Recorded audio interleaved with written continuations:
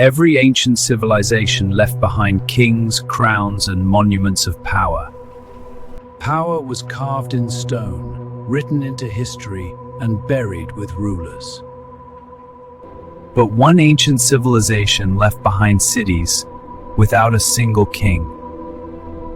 No throne, no royal tomb, no palace walls rising above the city.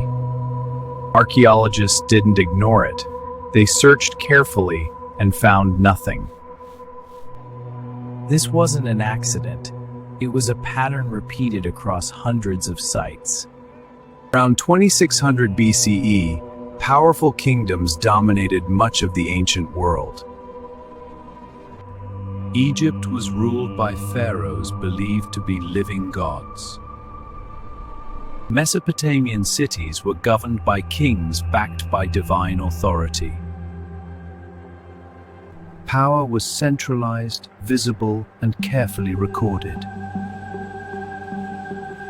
Then archaeologists began uncovering cities along the Indus River. Their size rivaled Egypt's cities, but their structure looked different. Streets followed strict grids, buildings followed common standards. No building stood higher to dominate the rest. This absence raised a question archaeology could not ignore. In ancient cities, rulers usually left unmistakable traces. Palaces dominated skylines and symbolized control. Royal tombs preserved wealth, power, and hierarchy. Even fallen empires leave behind symbols of authority. So archaeologists expected the same along the Indus. They dug deeper, layer by layer, site after site. They mapped streets, houses, and public structures. They cataloged artifacts with meticulous precision. Yet no structure emerged that could be called a royal palace. Across the entire civilization, the pattern remained unchanged. What they found instead was remarkable urban equality. Homes followed standardized designs, regardless of location. Infrastructure served everyone, not a ruling elite. Public wells and drainage channels were built for the common good. Water systems were advanced, practical, and shared. Power here did not rise above the city, it flowed through it. Public buildings existed here, but none functioned as royal residences. Even the largest structure served water and ritual, not political power. In ancient politics, silence like this is historically unusual.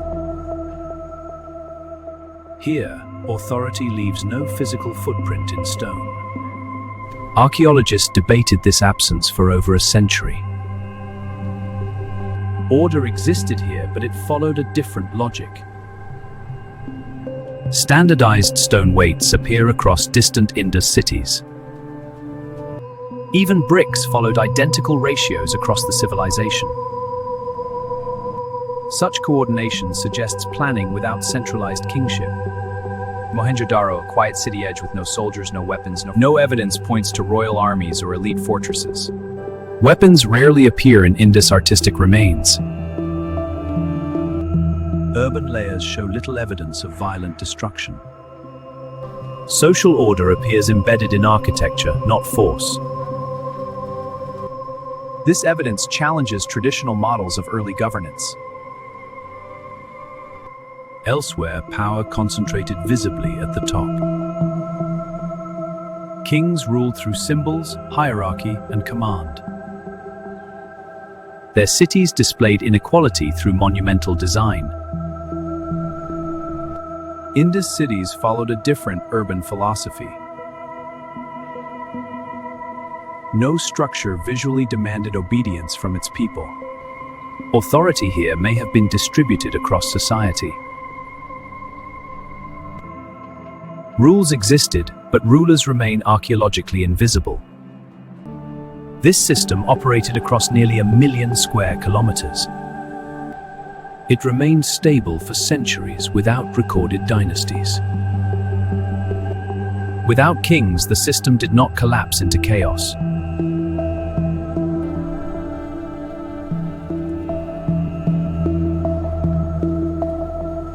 This ancient model challenges assumptions still debated today. Can order exist without visible rulers? Can cooperation replace cohesion at scale? The Indus example suggests it once did. Not as myth, but as measurable archaeological history. Instead of rulers, systems appear to have governed daily life here. Water, sanitation, and planning connected the city into one network. Order here seems maintained by cooperation, not coercion.